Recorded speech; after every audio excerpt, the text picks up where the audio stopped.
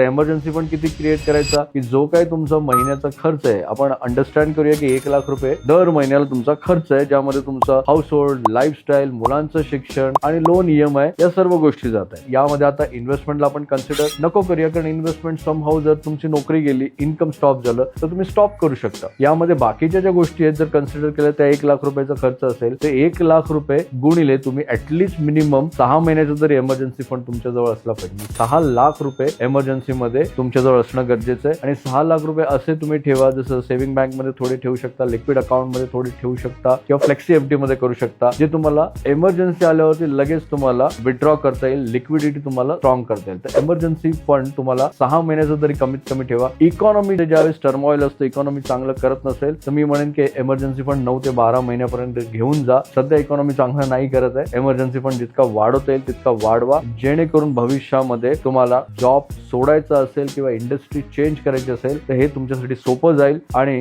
ज्यावेळेस तुम्ही जॉब सोडणार, चेंज करणार, त्यावेळेस जर बघितलं तर तुमचे जे काही खर्च आहेत तुम्हाला इझिली फुलफिल करता येईल. त्यामुळे एमर्जन्सी फंड महत्वाचं आहे.